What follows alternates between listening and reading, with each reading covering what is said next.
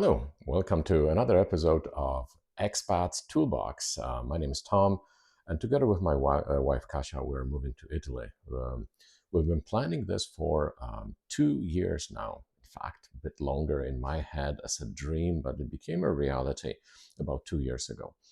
And during that time, we've done a lot of preparation. Our move day is in April of 2024, 25 days from now. Episode 1, I covered the paperwork, starting with the Codice Fiscale. And today, my recommendation is to spend time learning the language. It takes time to learn it, so why not start early? And here are the things that we have done that help us with the language.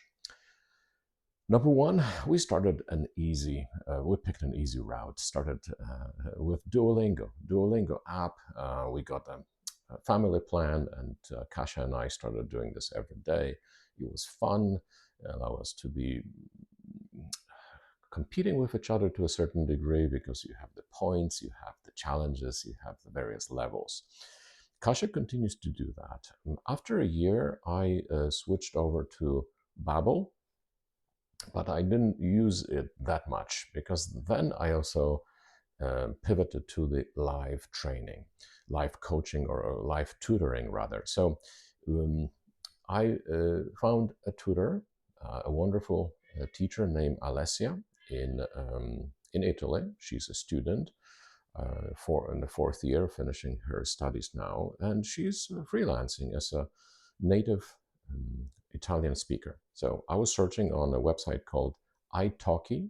It's spelled like Italy, but it's italki.com, and you can search for the tutors of two different levels: professional teachers and instructors, and then what they call the community. And my goal wasn't to become maybe wasn't to focus rather on grammar. I wanted to have a fluent conversational ability to easily communicate, accepting the fact that perfection is not my goal, at least not initially. So it worked. Alessia is exactly helping with that. Occasionally, she will throw some tables and grammar and various exercises at me, but in a clever way. I sometimes weasel out of this. I was just giving this example to my family the other day. I think I had to adjust a verb or do something with the exercise. For example, let's say Tomek likes to eat lasagna, obviously in Italian, right? But when I saw that sentence, I quickly realized that I can get out of the rest of the exercise by simply asking Alessia, hey, do you like lasagna? Do you like it with meat or just vegetable? Who cooks it? Does your mom cook lasagna? Is it popular? What's the history? Da-da-da-da-da. So I became quite masterful of getting out of excessive amount of grammar, and I enjoy the conversational uh, challenges. I tried to listen to Italian ebooks on Audible. That didn't work for me. I don't spend a lot of time in a car, and then I couldn't really get into the story. But what I got into was listening to Italian radio while I'm in the kitchen, and sometimes, clean the kitchen, empty the dishwasher, and maybe prepare a meal. Sometimes it would be 20, 30 minutes. So I found a podcasting channel where I can get live Italian radio, Rai Uno, and I enjoy that. I actually got hooked on radio when I was in Italy in January searching for a home. Driving there, I would always keep Rai Uno on the radio. Driving, and I spent 3-4 hours a day sometimes searching for the new place, so that was very helpful to have. Yeah, it was good for me to listen, and my ability to communicate has increased since I started working with Alessia. Those that know me know that I sometimes go over the top a little bit, so I'm I had probably close to 80 one-hour lessons with her. There are weeks that I do this every day. I booked her my lunchtime in North America, which is 6 p.m., sometimes 7 p.m. In Italy. Alessia is open to it. I take a break for an hour at work and parlo italiano. Other tips? Uh, Maybe not the tip, but just a confirmation that this works. During my trip there in January, I have practiced my conversation Italian without any problems whatsoever. But it took us 2 years to get to that level. I had to go to the store to get my local Italian phone number. And that in itself wasn't that challenging. You just provide required information.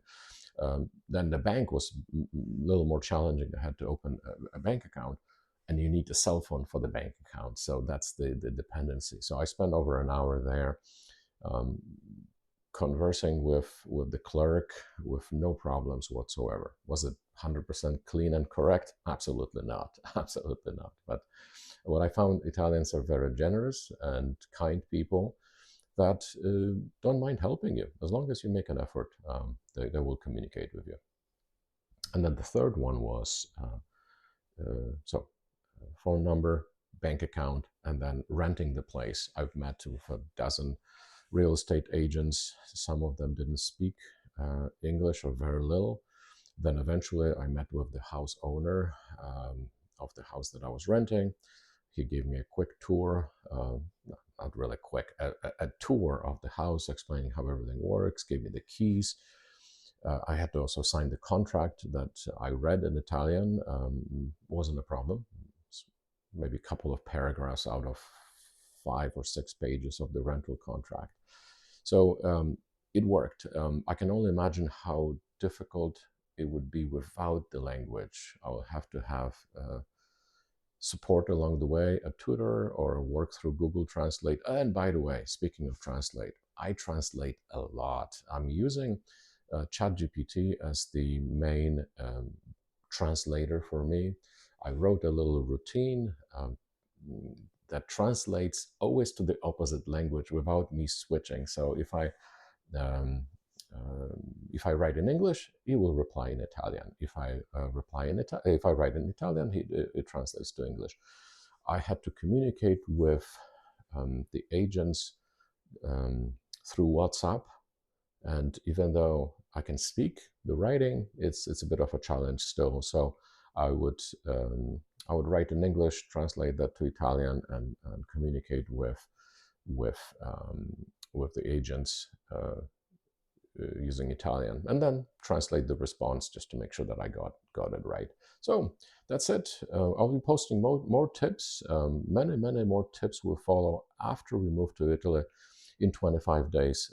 And if you'd like to take a look at our preparation to the move itself, I have another playlist on the same channel, YouTube channel, where I post a daily video about gratitude. What do I love about Canada? All right, signing off now. Grazie. Ciao.